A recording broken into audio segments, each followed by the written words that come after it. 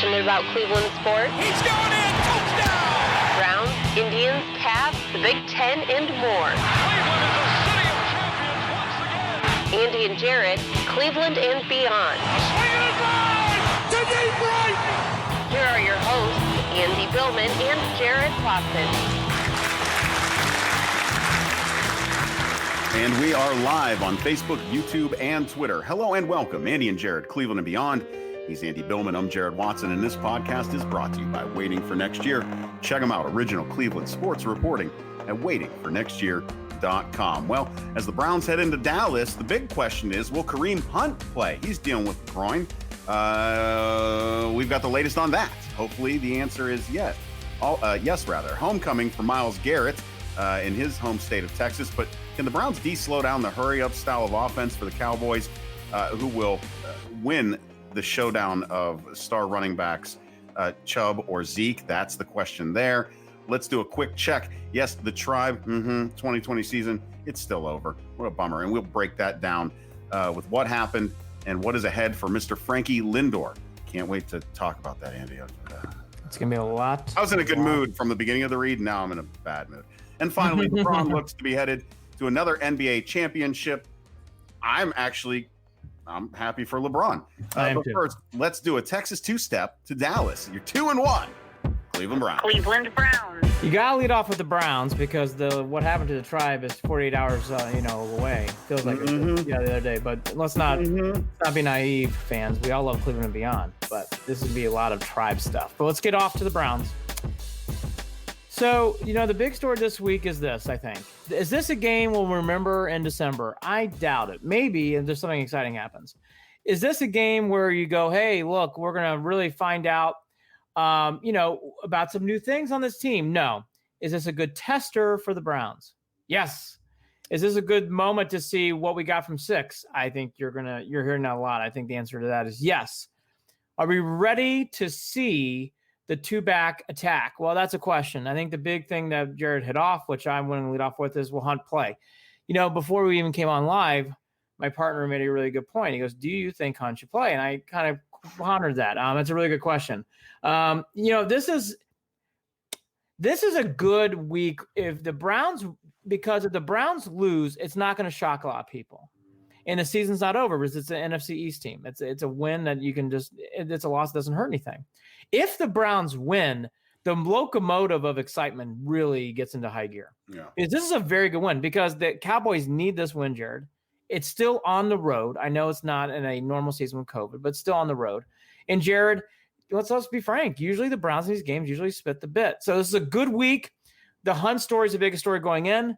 I think they're being precautious for a reason, just because of what I just said 20 seconds ago. I don't know if you have to have this game. Well, and that's exactly what I'm thinking with Hunt too. But here's the thing: he went out there and he practiced today, right? The word was that he was pushing through injuries, and so was Denzel Ward as well. It sounds like Ward and him are both going to play. And Stefanski even said he looked pretty good. He's working through it, going through it with Hunt, and got to be mindful of what he can do. We will see how he responds over the next couple of hours, end quote. That's from Stefanski on. I'm just not a fan of pushing through injuries on a game that you don't necessarily have to win. Although I would say that you would like to have that feeling of one win breeding, wins breeding wins, right? Yeah. Yeah. But at the same time, it is a risk reward situation here, which is kind of silly here to be the fourth game of the season and really wondering whether we should press with someone. I mean, they know better. The trainers know. Hunt knows how he feels. We'll go with that. That's fine. Whatever they decide on game day, I'm okay with. I don't know whether we can even consider this a game day decision, a game time decision. From right now, it seems like he's going to play. There's no reason to think he's not going to play, but we'll see how that presses forward. Again, Andy, this was never picked as a win in my front half of the season anyways. It wasn't. I'm sticking with this right now, that 3-5 is how I believe that these Browns are going to start off the season, and possibly 4-4 at best. And that is the win with Cincinnati. And if they can steal one from Pittsburgh, I would love that. I just don't have it in me to say that they're going to be able to travel to Dallas and come up with a win this week. There is nothing that secondary has shown me that makes me think that they're going to be able to stop Dallas from scoring points, that they are going to be able to withstand them as a defense. And I mean, tell me where I'm supposed to put my hopes in. Normally I would tell you my hopes are within Kareem Hunt and Nick Chubb, right? I mean, that's where we're at. But at this point, I know he's going to play, but I don't know that we can do that if Hunt's got that injury or a groin that he's dealing with. So, Andy, I'm coming into this game with low expectations, and I just do not expect them to win. I know I'm giving that away really early here in this conversation, but that is just where I am right now. I do not expect them to go and take this game in Dallas. I don't. You're gonna have to convince me that they can do it. All right, let me give you some sunshine. There we go. You got the sunshine. Bring it. If Hunt is healthy, he should play. That's my first statement. The only reason why I would stay away from this is something where the doctors say he could injure something further. If that, and by the way, that can happen in any injury, but I really think Hunt should play. 1, 2, the Chubb and Hunt machine. Fire and Ice is what I'm hearing some nicknames from people. That's a better nickname than Ken Carmen's. Go ahead. Terrible. Terrible. The one thing is that in this game that this could do is this could elevate a team and take it over. And the one thing that shouldn't be ignored is you win this game, it could be a boulder. It makes you feel very good playing Indianapolis and going to Pittsburgh. And I think those are games. Indianapolis is a winnable game. They should beat the Raiders later on in the year at home. They got to start winning these games. Now, the Cowboy game has a lot more diciness flavor because it's an NFC team. And that's the reason why it makes you – it's kind of – these games to me, I've always said this, is more of like you want to win them. You don't have to win them unless you're late in fighting for playoff games. All to be said, the Browns aren't there yet. I think the Browns need to try to win this game. If Hunt can play, he needs to play.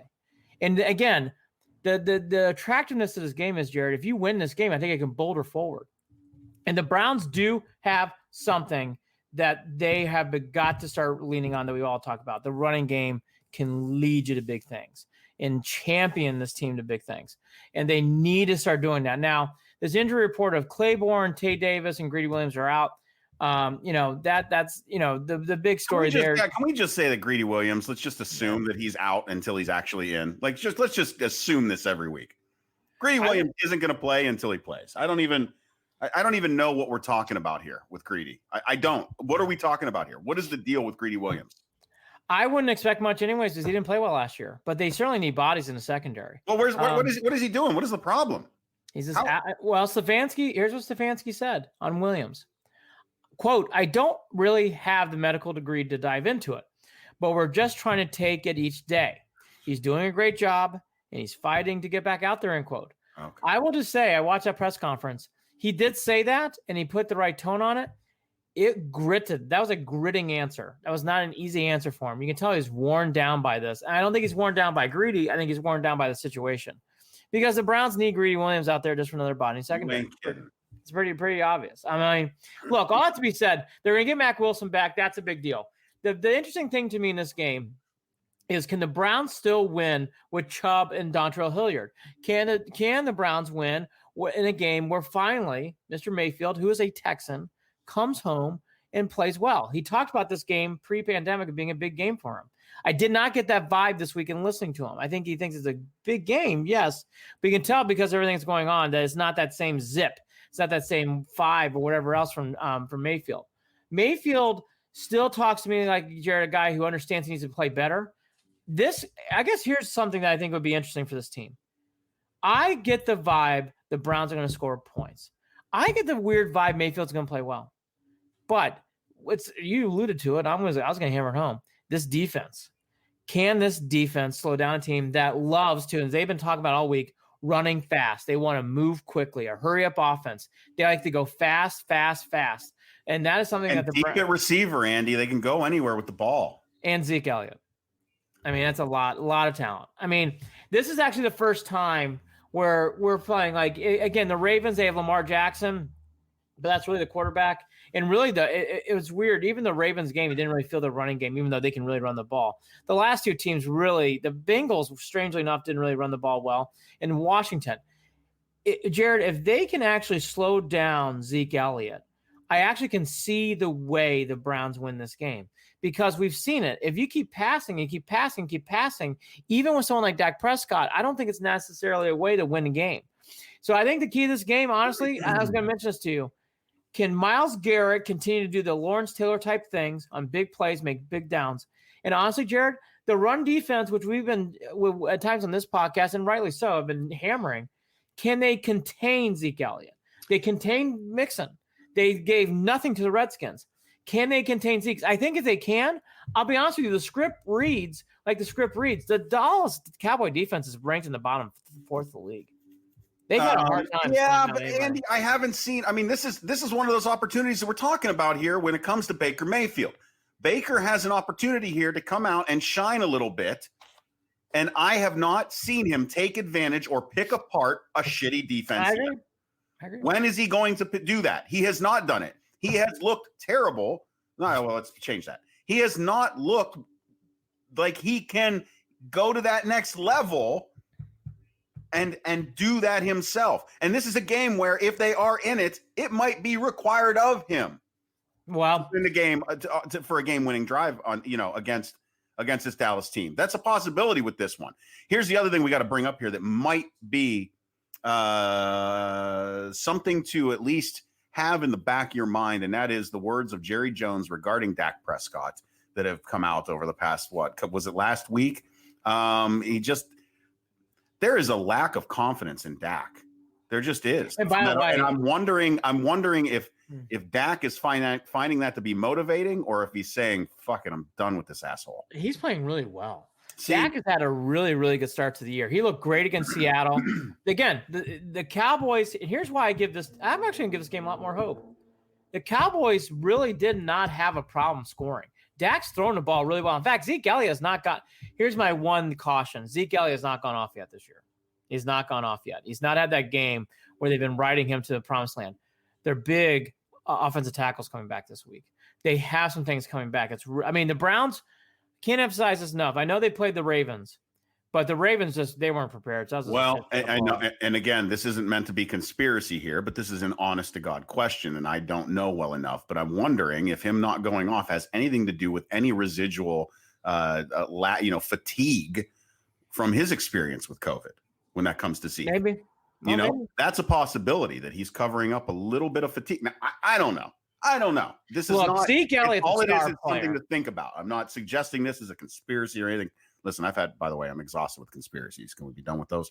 Anyways, it's just something to think about. I'm wondering, these are the things that I'm going to be thinking about throughout this game.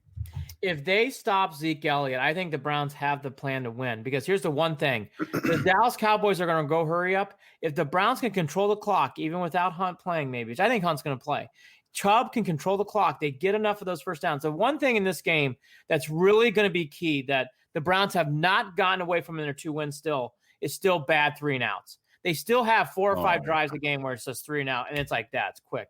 In this game, even if you get – this is the first time all year – even if you get 1 first down, that's a big start. You have to give your defense a fucking breather. When you do that 2-3 times in a row, you're putting way too much pressure on that defense. You are wearing them out. And this is not a defense that can do that. They can go to the sidelines and be like, phew, thank God, let's take a break for a minute. And then, oh shit, really? That quick? We're back out there? They're doing it over and over again. Andy, that's got to stop. The Browns they're not playing great, but they progressively gotten better each week. They have. They have done a nice job of controlling the lines. Now, again, it's going to be very tested in this game. But I think people are forgetting some simple things. And the simple Chubb shows 250 yards total rushing. Paul Flynn. Thank you very much, Mr. Paul Flynn. Paul Flynn on Facebook. The biggest thing in this game, though, again, can the Browns just hold the line, control the clock? Because if you have a team that's going to play fast, let them play. At times, you're not going to be able to slow that down anyways. If you control the clock on your end, even if you go down the field and you kick field goals, or you get down and you get touchdowns, and you control this stuff, you have enough there to win a game. They're going to have to go old school Giants football that we all watched with O.J. Anderson playing the Bills in the Super Bowl. You're going to control the clock, get first downs, milk, and make them punish for their play. The Browns have shown in 2 games that they can do that. Now, they are not at an elite level yet. But the one thing, they have been progressing each week. Now, this is the test. I think we're all going to come back and give that, which we love to do on the show, which we'll do, our 25% in. Here's the report cards. Here's where we're at. literally in this game, this is going to really prove that report card because the Browns are 2-1. The Browns have shown some things.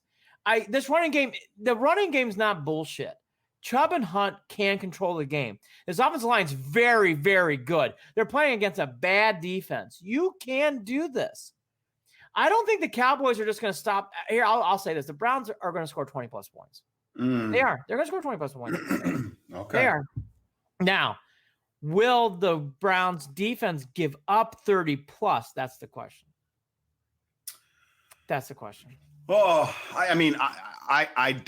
I don't think that they're going to give up 30-plus. I've already got a score in my head. Okay. So Vegas, by the way, that line has come down to 4.5. I think it's at 4 today. A lot of money going on the Browns. A lot of money going on the Browns. I honestly, this is close to being a gimme for me and taking Dallas. I'm not lying. I'm dead serious. That's how I'm feeling this week. Before I hold off to my answer, I'm going to give some more positivity. The Browns penalties are down from a year ago. Tony Grossi pointed out. Now that has been beautiful. That has been beautiful. Rodney Harrison also did a good deed of the day. Just real quick, I'm going way off topic, but people need to read his story. He actually helped a Samaritan on the road whose tire got blown out. Very, very, very cool story. Rodney Harrison, who can't wait to see him play. Just want to make that mention in there that he got a good shout out today in the press conference. I thought that was a really, really cool story. And sometimes in life, all these things get buried. That should be brought up. So here's the big things we just talked about. It's easy in this game. I think Mayfield does not have to win the game still. I think that's being way overblown. If you have Chubb against a defense line that clearly is having struggles outside of sacks, force the ball down their throat, control the clock, you can win this game. The Chubb-Zeke Elliott matchup is the one that's going to win the game to me. I think that whoever wins that battle is actually going to win this game. And sometimes you don't like saying that because that puts too much pressure. Not in this case. I think whoever rushes for more, whoever has a more impact on this game. If Zeke Elliott isn't fouled, I bet you the Browns win the game. Well, let's throw this in here too as a wild card, as something else to pay attention to, and that's going to be the special teams of the Browns and punt returns. Will Donovan Peoples-Jones be the guy back there, and what kind of electric can he bring to the field if he is the one returning these punts and kicks? Because Andy, nothing's been announced yet on who's going to be returning, but the Browns did pick up. Was it a released Steelers player, I believe? They picked somebody up and threw him on it, which means they've elevated others. So here we are. Is it going to be Peoples-Jones, and what is that going to do? Is that going to change things? Is he going to be a dynamic enough presence on those returns to give the Browns? This is something that they have done well. The Browns have done really well with good field position this season. Yes. Is he going to be able to give them a short field, which plays in favor of Baker Mayfield and that rushing offense? Stefanski made no announcement today. He deflected that question beautifully, like a good Belichick kind of answer there. So he says they are ready to roll, but he's not making an announcement. Mm-hmm. According to Cleveland.com, Mary Kay Cabot, Browns receiver Donovan Peoples-Jones will likely be active for the first time this season. Not guaranteeing anything, in part to replace JoJo Natson. To what my partner just said, I think everything's pointing to Peoples-Jones playing. D'Ernest Johnson was shaky. I'm just saying that. By the way, if D'Ernest Johnson's back there, just catch the ball and get down.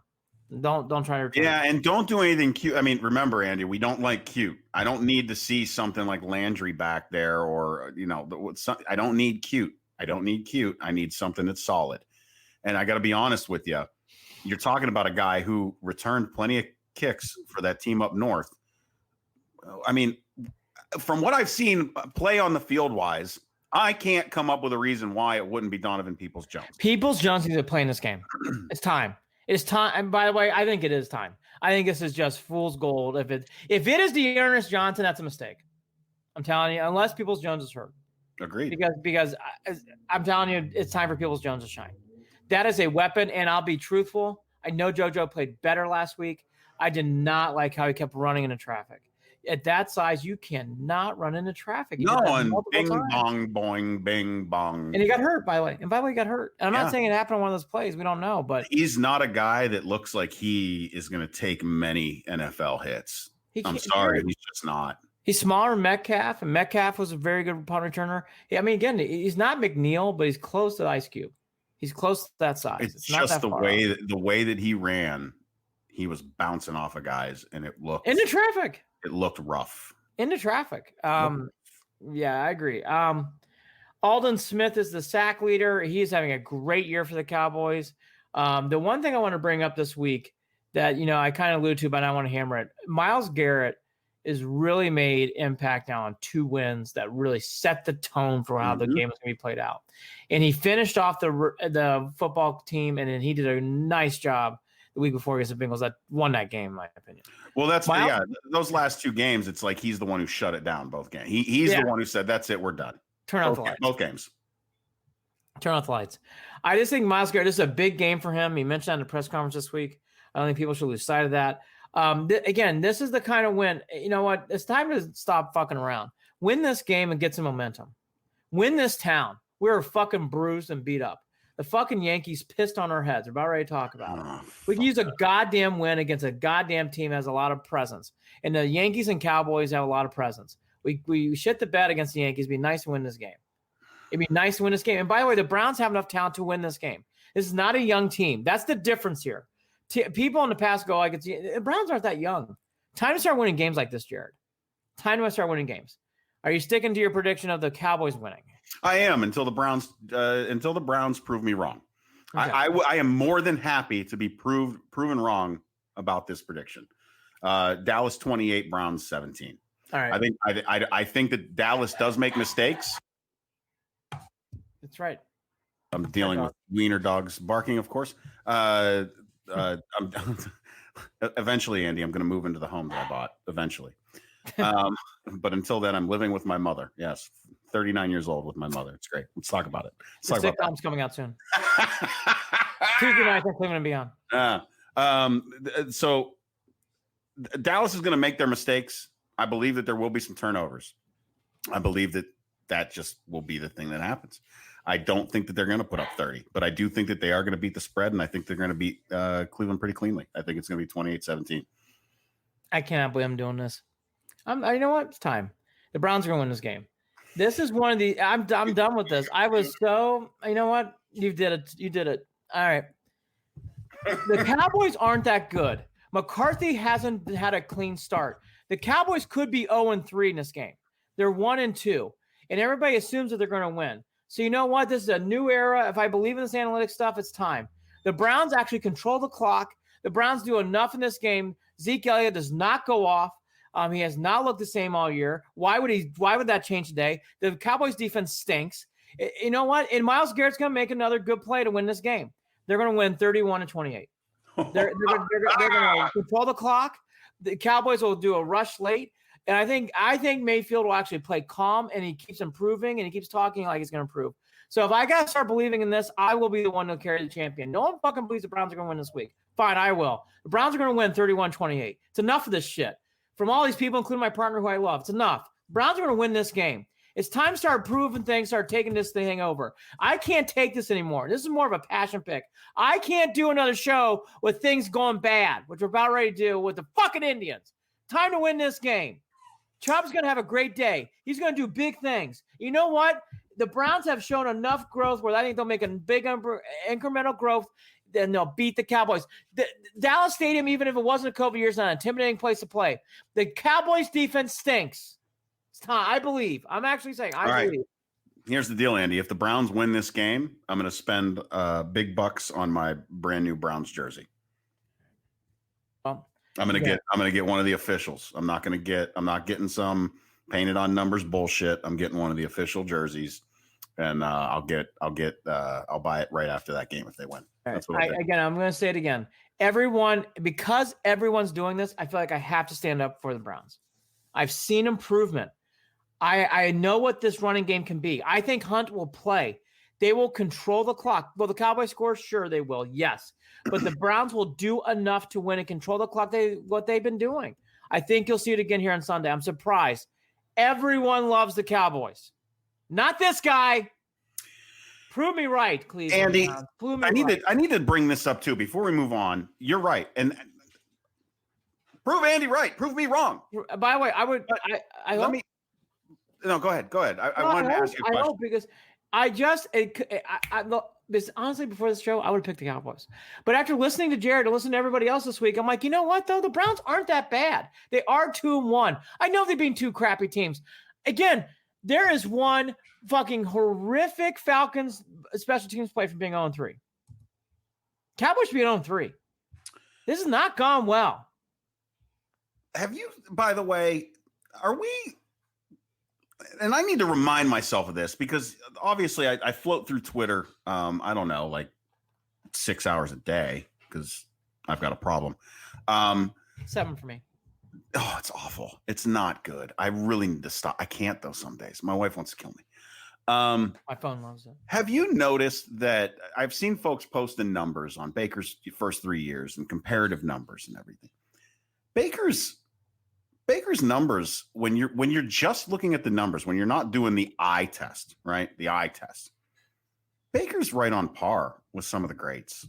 So I slow growth. Maybe I need to back off of some of, and Andy, maybe I need to back off a little bit. The Cleveland Browns are 2-1. Right. And he's not turning the ball over, man. Well, last week he did not. Well, change that. But here, let's talk about the his accuracy, I guess, comparisons. His accuracy in his first 3 years. His accuracy isn't as bad as I thought it was. I think it's just that his misses are so egregious and at the worst times, at least it feels like. It's on those 3 and outs. Maybe that's the issue. He has Brett Favre syndrome, where Brett Favre once or twice a game would have terrible throws, and Mayfield's got 2 terrible throws in him a game. By the way, he admitted this week the team he rooted for growing up was the Packers. Why? Because he idolized Brett Favre. And I'm going to be honest, if you watch Baker Mayfield, Favre has a much more talented arm. Mayfield does play like Brett Favre. Yeah. For Favre, 2 or 3 times a game just has throws where it's like, what the fuck was that? And Mayfield does the same. Well, and he's not throwing. I mean, he's throwing turnovers, but it's not as brutal as Manning was. I mean, so. Yeah, I mean, look, Mayfield steadily improved. He played awful. His accuracy was terrible against the Ravens. He looked better against the Bengals. I thought he played better again against the Redskins, even though his numbers didn't show it. I thought he played much better, and he actually did a better job. And by the way, he's admitting in things he needs to improve on. If that is the mentality of Baker, I do think this will come together. I said this on the last podcast. He is slowly getting better. I think that's good for him and good for this team. We all want instant success. I do too, but I think it's better for this team to slowly, gradually get it. And again, the Browns are 2-1. The Cowboys are 1-2. And this whole week has been the opposite. And people in Vegas are saying I guess my prediction is like the Browns, they think the Browns are going to win. Mm-hmm. People in Vegas are saying, not me, not Jared. People in Vegas. I mean, the line has moved. Line was at 6 or 7, and now it's at 4.5.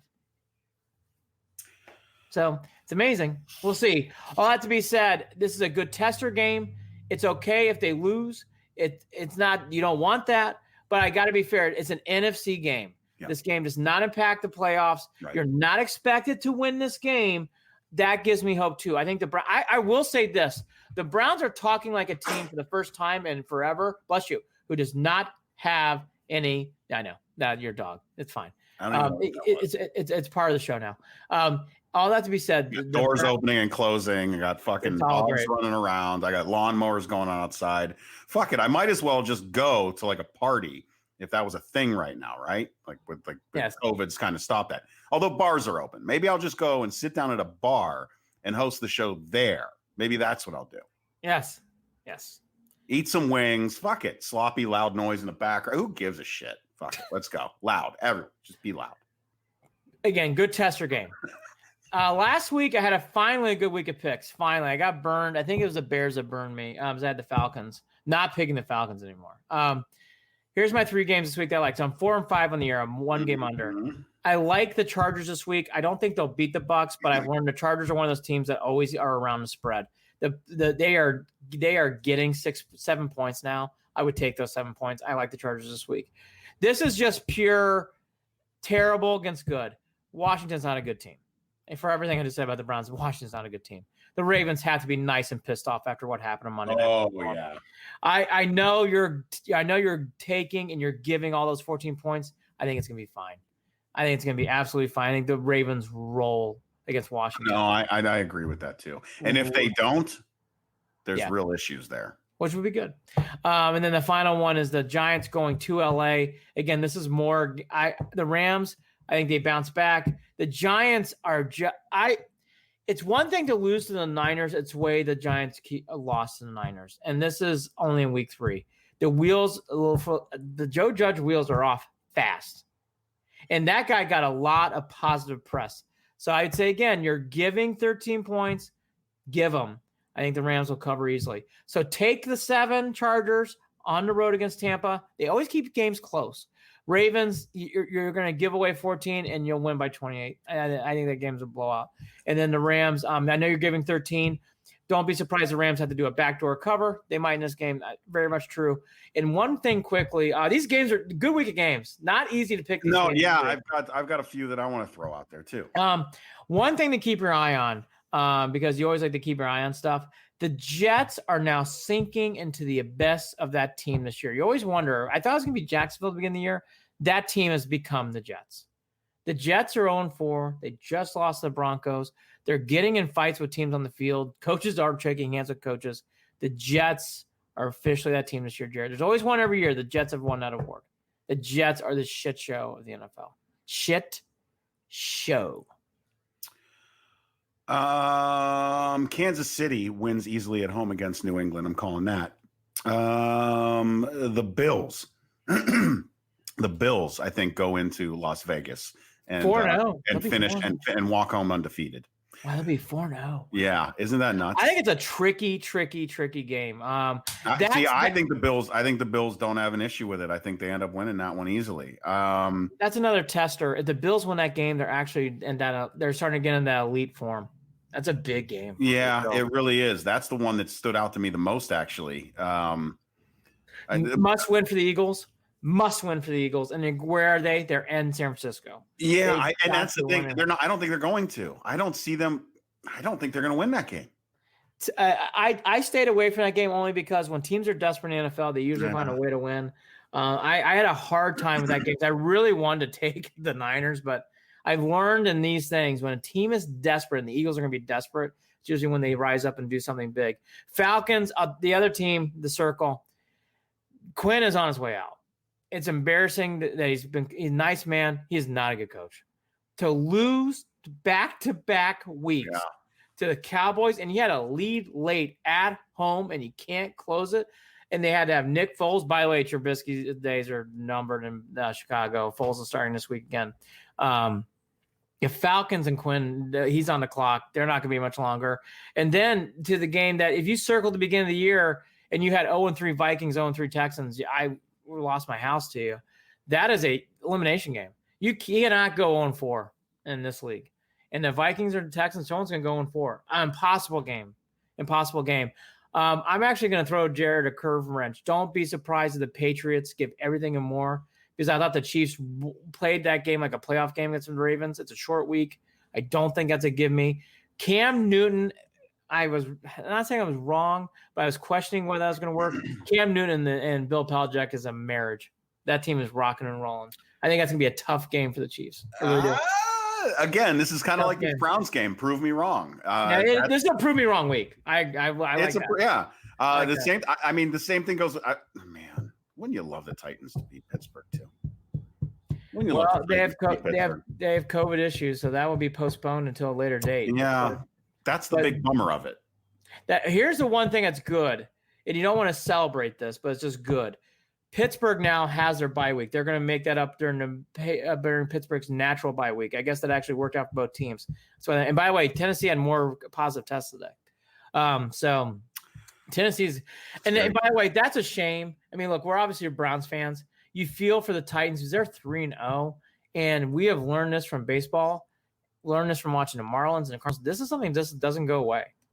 When you have an outbreak like this on a team, it is something that takes a long time to get through. So I hope everybody's safe down there. And for the Steelers, it's a wrench. I mean, hey, it's part of COVID. Baseball can deal with it, so can football. But to have their bye week all of a sudden on a week where they were not gearing up for it, that's they can't be thrilled about that. So prove me wrong. A lot of teams, including our own Browns, I again, coming into this podcast, I probably would have taken the Cowboys, but after listening to everyone, I'm now starting to think, like, you know what? Do I really believe in this? I do believe this more than people think. You know what? Browns win this game. Let's see what happens. The city of Cleveland and our fans, we need it. Because what we're about to talk about next, what happened was fucking awful. I don't want to talk about it. And he's Andy Billman. I'm Jared Watson. Andy Now it's time for the Cleveland. Can we stop? Can we shut it off? Can we shut it off? Now, here we go. Son of a bitch. I'm going to pause so you can put your... Cleveland Indians. So, the Indians last week, we were getting excited. We're ready. We're playoff ready. Excited. All this stuff. Shane Bieber, Cy Young. Remember that? Oh, my gosh. J-Ram's going to win the MVP, or maybe Bieber's going to win the MVP. What's going to happen there? You know what? Hey, maybe we'll lose a game here and there, but you know what? We'll figure it out. We'll beat the Yankees. Tribe's looking hot. Looking hot. They're getting hot at the right time, Andy. Hot at the right time. Here you go. I said this. The AL Central's best division in baseball. That was a shit show. Well, here's the thing that plays into that, Andy. You have to remember that we were limited in the teams that we even fucking played. So we have no way of figuring out who is actually good and who is actually not. And it looks like we figured that out really fucking quickly. In 2 games, actually, 48 hours. So let's go through game 1. Shane Bieber pitched. Shane Bieber left the mound. The game was over. For everyone out there, game 1 was that. If everybody wants to analyze that, you can just say whatever. We love Shane. Shane is our ace going forward. And it'll be fine. That will be fine. It's okay. It will be okay. Point out Clayton Kershaw. Point out Greg Maddux. Other aces have had moments like this on the mound. It happens. I know it seems weird. It happens. He got banged around now. He got banged around. And then there was Wednesday night. We had the rain delay. We had winds coming in and out. And then we had one of those typical crazy baseball games. If we were not Indians fans, it was a wonderful playoff game. Back and forth, 4-0. Joe Urshela, who I'm going to get to in a second, remember him, hits a grand slam off our guy, Karinchak, who I love, who had a complete Met-Del biting his glove. Not good. So all that to be said, one of those back and forth games. Naylor, who's having Mr. October now for Cleveland, having a great play. They take him out for Luplow. Luplow gets a big hit. Oh, my God, all these things are going on. And then Hernandez gets a hit. 9-8. Here we go. Brad Hand. We didn't like him at one point, but he's been playing good. He leads the league in saves. Okay, I think we can do this. And then the walks happened. And everything turned into shit! Flying to Shields, can't stay on his feet. Brad Hand makes a terrible, terrible play with his glove. And then the Bronx Bombers walk out, and Chapman again slams the door on our face. I thought Jordan Lupo's quote said it all. Quote, that's an absolute roller coaster of emotions right there. I don't think you can say we gave up every at-bat, every pitch we were in. You have to give credit to the other side. That was a fun game to play in and watch. Well, thanks, Jordan. Look, it was. It was very, very fun. But that was a heartbreaking. I'll just say it. I'm not over this loss yet. I have been in a funk since Wednesday night. I have not been happy. I don't like how things have been going. I haven't been feeling good. I don't like certain teams and whatever else. I have been, and it's been in me for a while. And I got really mad about 17 for sure when they lost the Yankees. Good news, Jared. It is back in me like a rage of ball of fire. I don't like the Yankees. I don't like how they lost. I don't like Gio Urshela hitting big hits when he should be playing for Cleveland. I'm gonna get that right now. Gio Urshela, this front office done a lot of nice things. He should be on the Indians. He should not be playing for that team. He should be on the Indians playing third base. I don't want to talk about any of this. I don't like it. I don't like Gio bat flipping, running around. I don't like any of it either, Andy. Bad loss. I stopped watching the shit show of game 1 to watch the shit show of the debates. And then I went to bed early in around the 7th inning. By the way, once we get through this, I got something else. I got another bone to pick after we get through depressing review of the end of this Cleveland Indians. This was bad. Season. This was Jose made them bad. Andy, that game too, I went to bed early and I just was hoping I'd wake up and see the opposite of what I saw. Ugh. And I have just had to let it go, because Andy, this season, the way that they played, the way that they hit,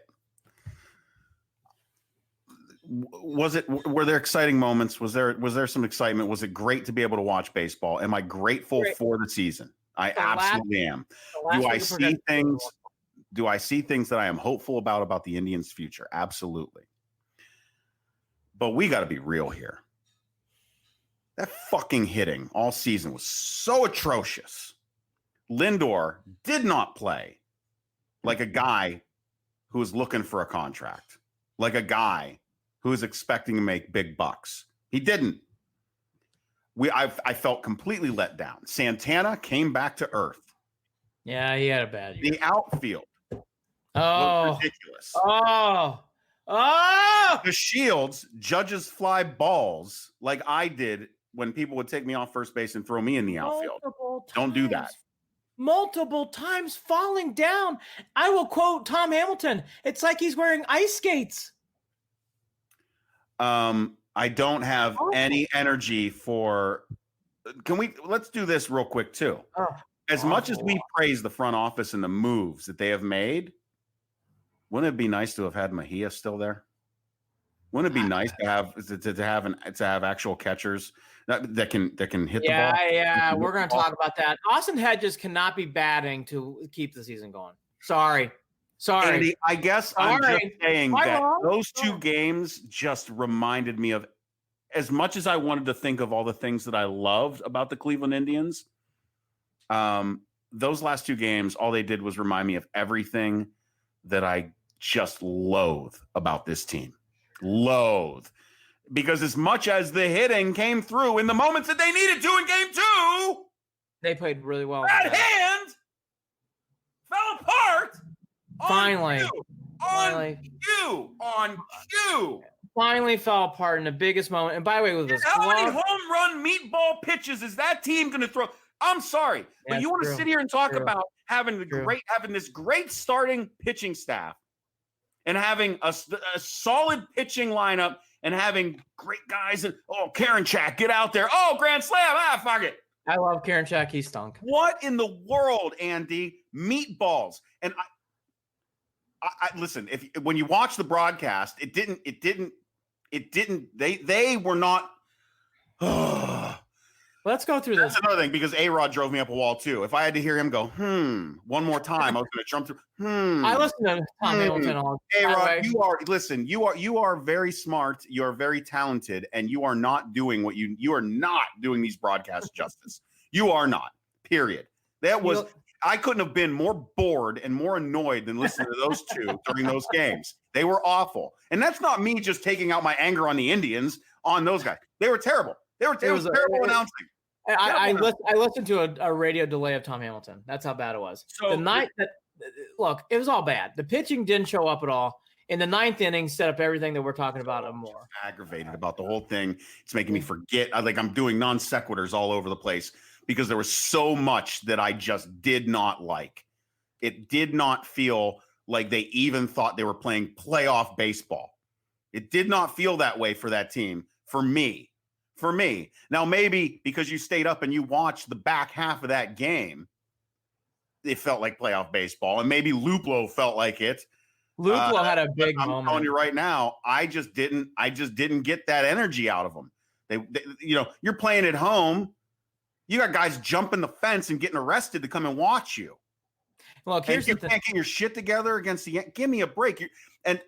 So my point at the beginning of this was, we're talking about the pitching staff. Every single one of those home runs was a ball down the middle of the plate. It was a mistake pitch. Those Yankees took advantage of every single one of them. And even one that was hit away, and I don't even remember who did it.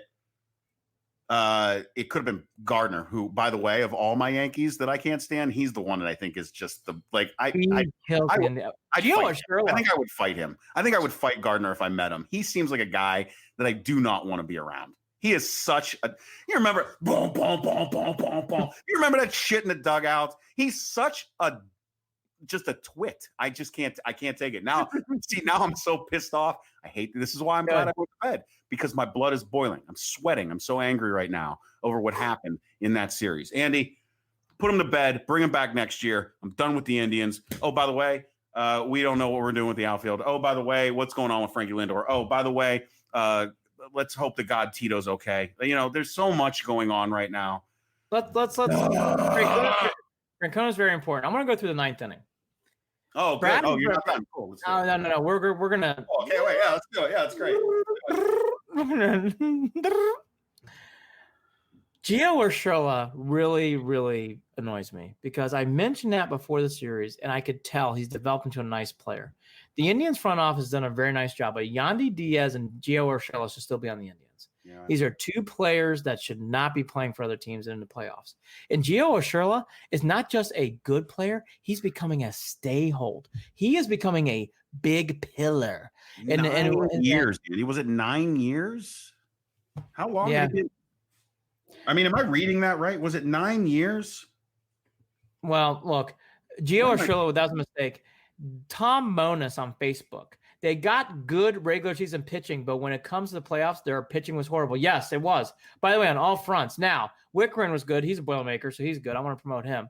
I thought there were some other moments here and there. By the way, Phil Maydon settled that game down to points, but to Tom's point, Shane Bieber in game 1, I don't want to talk about game 1, but I'll go down that road real quickly. By the way, Sandy did nothing.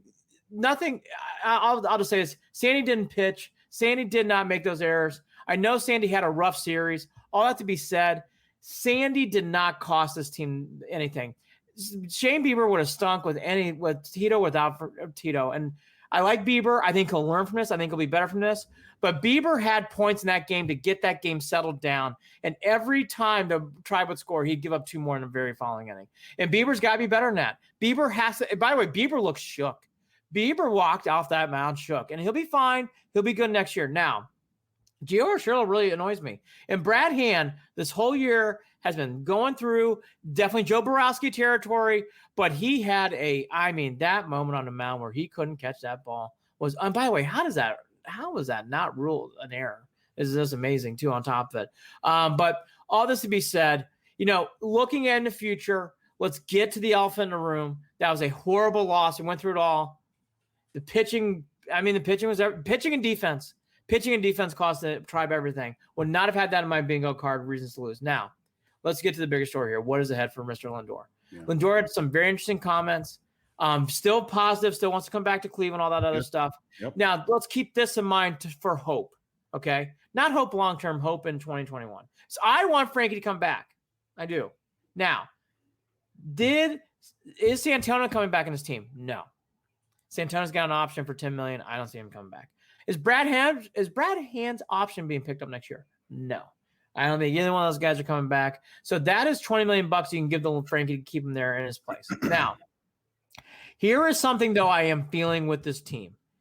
At the end of the game, do you know who hung around and was watching everything that was going on? Reyes and Josh Naylor.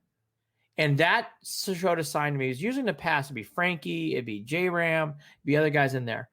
The new guys are Reyes and Naylor. Well, and so not to leave J-Ram did not have a bad series. Played well.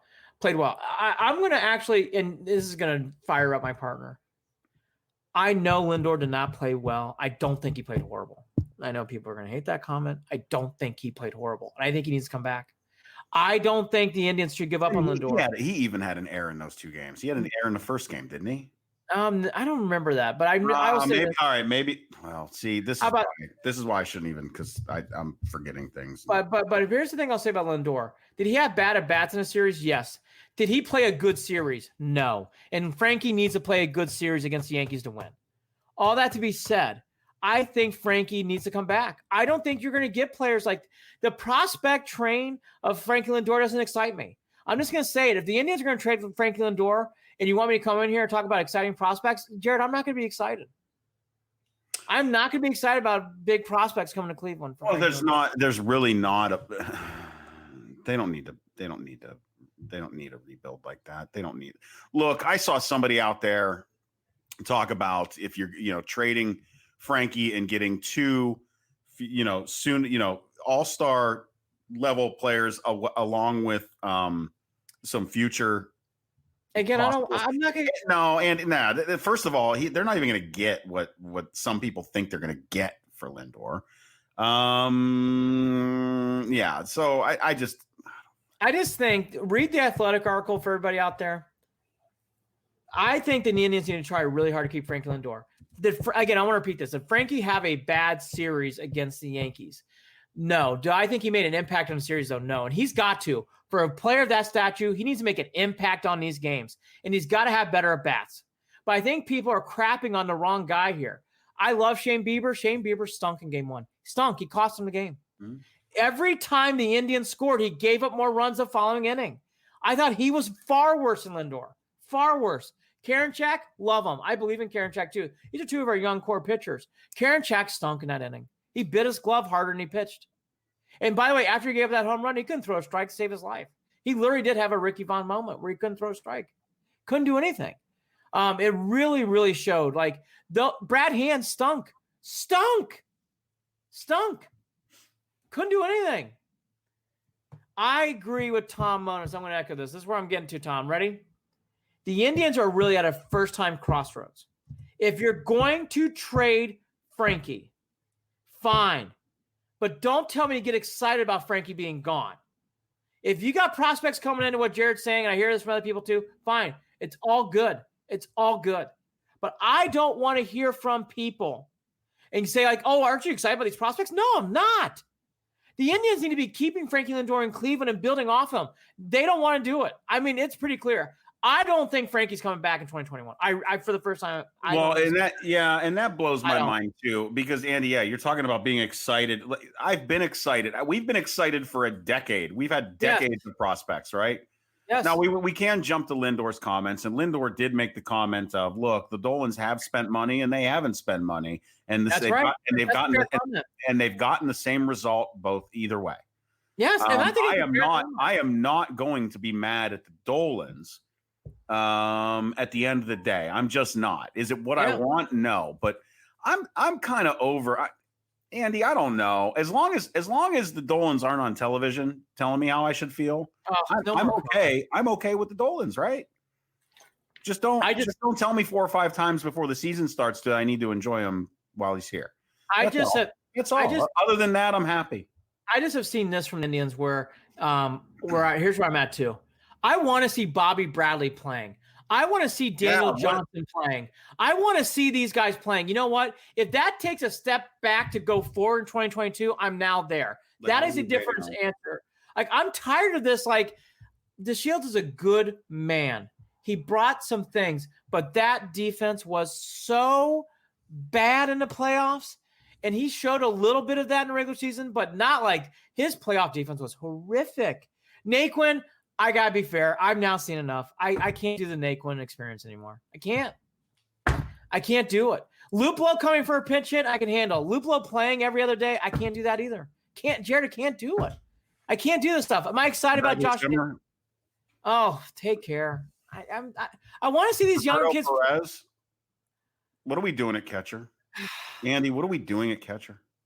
I'll tell you right now, 2021 for the Indians, I think it's going to be a sidestep to a step backwards to get better because I want to start seeing these younger players playing. And that's why, even though I think it's wrong, they're not going to keep Frankie. I think they're going to trade him. I think they're going to get more prospects because if you watched and you saw that, and by the way, the Indians almost snaked their way through game 3. And my gut tells me, please Zach on the mound. And knowing what I know, I think the Indians would have figured out a way to keep that game competitive too. Now, is Frankie leaving for a big long-term contract? Or is he taking a 1 year? Well, he has 1 more year of arbitration. Oh, shoot, never mind. Ignore. Yeah, sorry. But that's what he meant. Okay. No, it's okay. This is the last year of arbitration. And after that, he's a total free agent, and it's done. I just don't see the Indians. Indians will keep him. I don't think they're going to keep him all. And again, the Indians are really in that fork in the road moment. And so what I see, Bobby Bradley needs to start playing. That's my point. I apologize. Let me rephrase that question. what team is going to give the Indians what they want for that 1 year? Well, that's a different question. And by the way, it's trickier because of COVID and the baseball economics.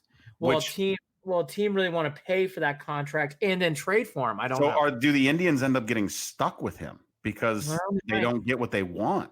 See, the Indians need to. I'm going to answer this way. If I'm Antonetti, I'm working. I'm saying goodbye to Hand. Goodbye to. By the way, Santana had a fantastic 2019 and was a big part of the 15-16. I don't want to shit on him too much. No. He just did not play well. Sorry, he did not play well. So he's got to go because Bradley's ready to go. Time to go. But I would tell Frankie, we need a leader because the Indians will not have a face of this organization. I've actually come to that conclusion too. Your face is Shane Bieber. I don't know if he's going to lead you. Frankie can lead this team. I think Jose can lead this team. But you could really use a Frankie and Jose tandem to get this team to a place where it's going to go. Because Jose and it's basically Jose and the Indians. With Josh Naylor, who looked exciting. I do like Josh Naylor. I do like Reyes too. I like Reyes. But again, the Indians, if you lose Frankie, you are going to a place of 500 or probably a little less, if I'm being honest. Right, and we've talked about that. We've talked about it, Andy. I just think the Indians keep Frankie and re-sign him to a long-term deal. That's what I would do. You're going to lose the Hand money. You're going to lose the Santana money. Keep Frankie in there and then build around those key parts for a couple more years. Do it. The Indians are not going to do that. Frankie has decided through these comments in The Athletic and through other media outlets, he is not going to give a hometown discount. He made that pretty clear to me in that article. So I think the Indians, my prediction is they're going to trade Frankie, more parts in, and for the first time in 2021, I foresee the Indians actually in a slight rebuild. Not all the way because you got Bieber and you got J-Ram, but you're in a rebuild. You're going to start seeing. I mean, again, I will state this one last time: the Jordan Luplow, Naquin, we play him. I'm done with that. I cannot do it. The Shields, love you. Got to get rid of you. Yeah. Like I'm ready to start seeing some younger kids playing in some of these spots. The only okay. One more thing. And here's another one. I would love to keep Hernandez. I really liked him. Yeah. Good core not young, but good core player. They're not going to keep him either. So there's going to be all sorts of people running around new. I just don't. That's why I'm saying my prediction hat tells me Lindor will get traded, and I think you're going to see a rebuild. Not a total rebuild, but you're going to see a rebuild next year. Indians are going to have a tough time winning games, I think, next year. Like, they're going to win 70 to 80, 80 to 90 playoffs. I don't know. 70 to 80, yes. 80 to 90, I think it's going to be tough. Would you keep... He's Andy Billman. I'm Jared. Oh, wait, we got more. I got more. Look, we're not done. I'm so I have been up. I just feel like I'm just getting Wednesday. it. Left, boom, right, boom, left, boom. Right. Okay. It's just, you thought it was over after they lost those two games? No. I have been pissed. Clearly. I have been pissed. Anyways, by the way, Samantha Bunton is a great follow on Twitter. She really knows baseball well, and it's awesome. Love Samantha Bunton. She works for NBC. Great follow. My from time to time text with her about baseball. She's so funny. Anyways, last thought. I'm gonna follow. She's a great follow. I'm surprised they don't already. Francona, we all hope he's well. We all hope he's doing much better and has a great offseason. I want to repeat this. There was no Brad Mills. There was no hitting coach Van Berkeley, and several other members of the Indian staff had to leave because of COVID reasons.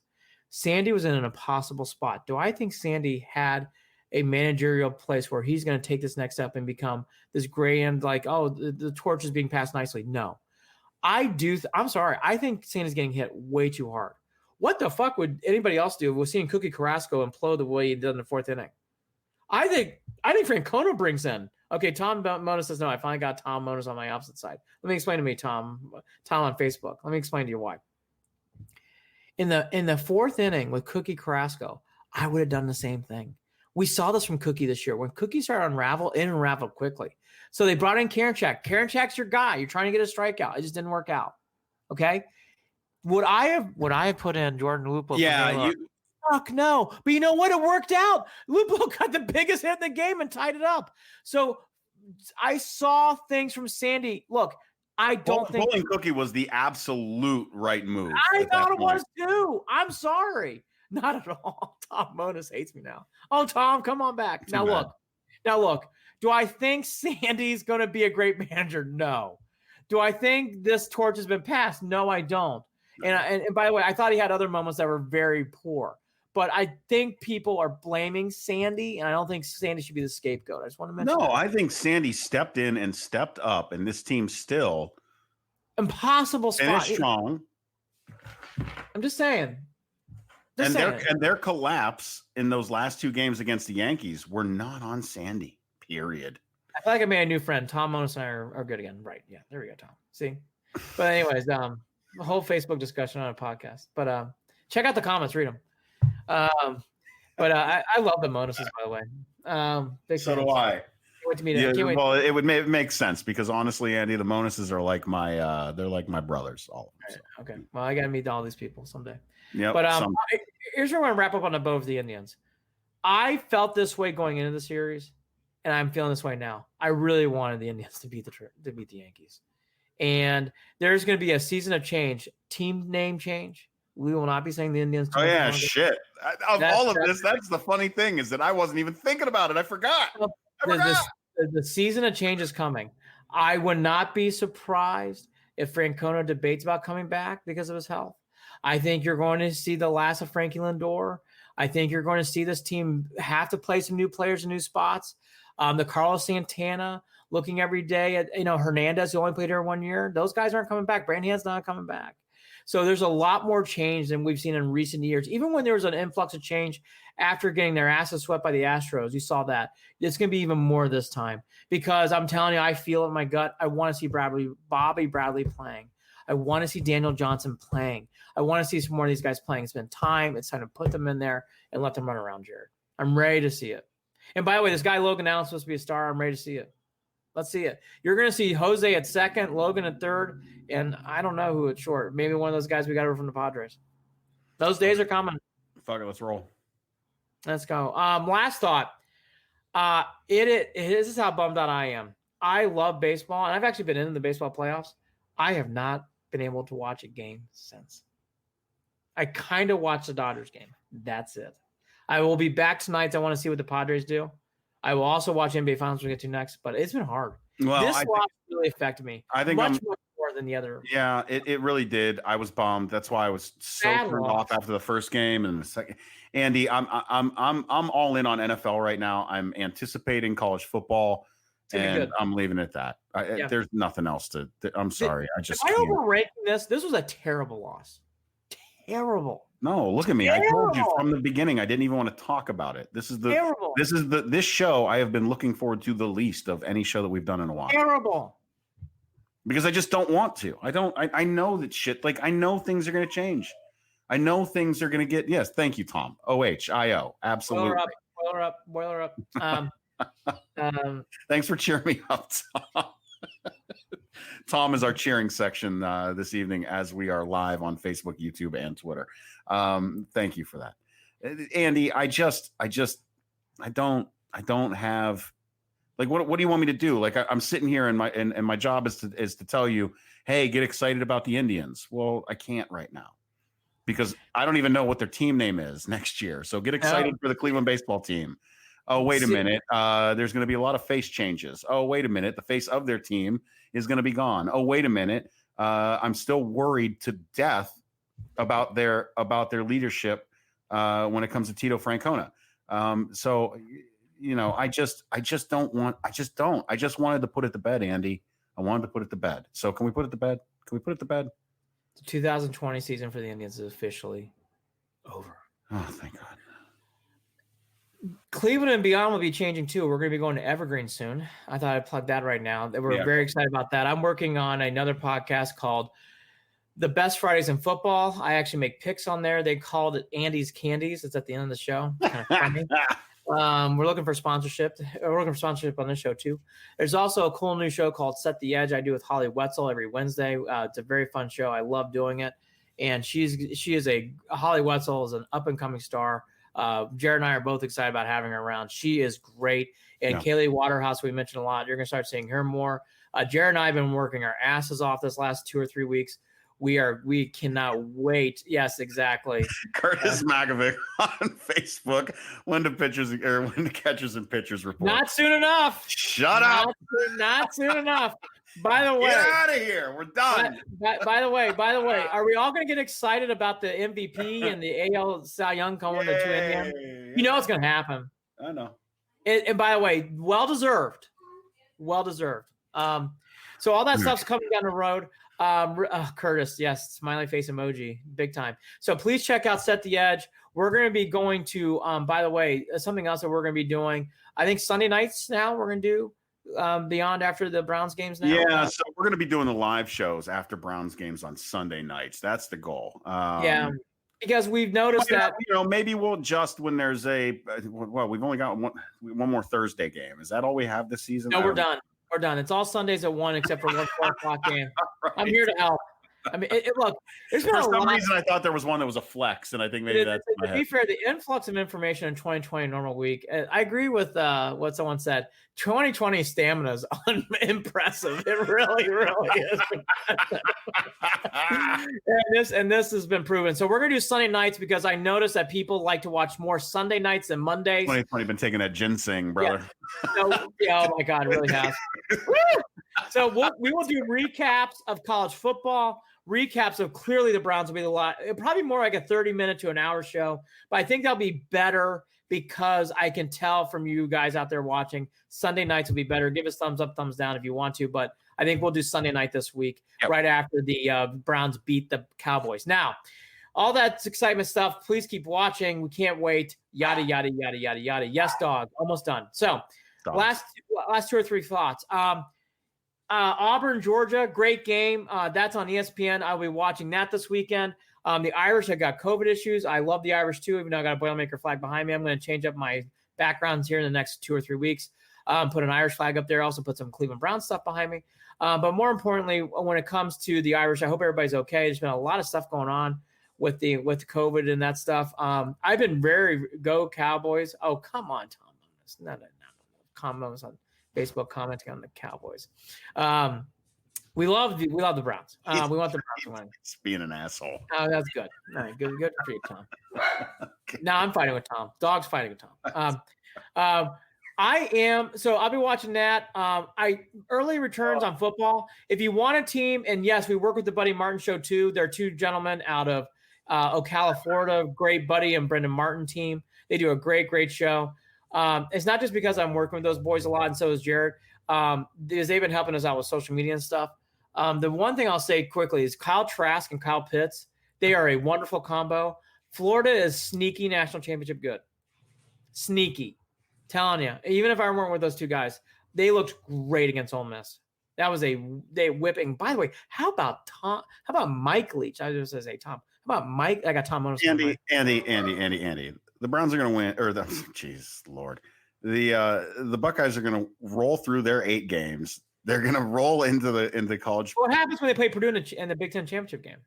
Oh, they're going to roll. They're going to roll. It's Clemson, Ohio State. End of story. I'm done. Florida, Bama 2. Clemson, Ohio State. Florida and Bama 2. Clemson. I'm telling you, Florida's really good. Clemson, Ohio State. You watch that Trask and Pitts situation. It's going to be tricky. Hopefully my Irish, if they ever can recover, we'll come back too. So that's that. Okay. Lastly, I'm not a Lakers fan, never have been, always Cavs all the way. But even back in the 80s, I would be more of a Celtics guy, but I won't go into that situations today. I am glad to see LeBron. I do not like the Heat at all.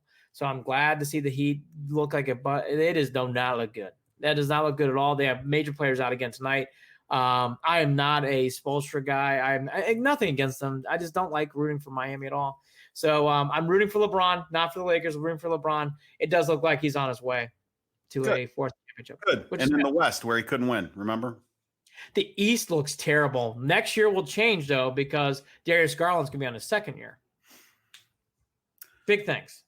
Follow us on Facebook, facebook.com/Cleveland and Beyond, on Twitter @CLE and Beyond. You can also shoot us an email, Andy and Jared @gmail.com. That's JARID. And hit us up on the website, which is getting rebuilt right now as we speak. So actually, you know what? Don't go to the website right now. It's kind of ugly. I actually like the You can hit up our PR guy, Tom Monas. He'll handle it. ClevelandandBeyond.net is the website. Anyways, like I said, big updates coming, big changes coming, because we will be part of Evergreen Podcasts. That's going to be a fun thing. I am looking forward to that partnership. And as always, we are brought to you by Waiting for Next Year. Check them out. Original Cleveland sports reporting at waitingfornextyear.com. Andy, final thought. Let's break down that 9th inning one more time. No, okay. He's Andy Billman. Okay. I'm not fucking with you. Andy and Jared. Say one more thing. Go ahead, say your one more thing. Nick Chubb will outplay Zeke Elliott, and the Browns will win. Andy and Jared, Cleveland and Beyond. I still love you, Karen Check. I love you. Take care. Talk again soon. Love you. The Indians. God, was that exhausting. Not the show. Couldn't even finish either game. That's how exhausted I was. I was never more watching Bob Ross trying to get my vibes down after a game in my life. I watched Bob Ross for a good hour. ESPN, rebuild your lineup with who's calling these games. Lovely network. They did. I love ESPN. I was listening to Tom Hamilton. Talk to you later. Bye. On the way.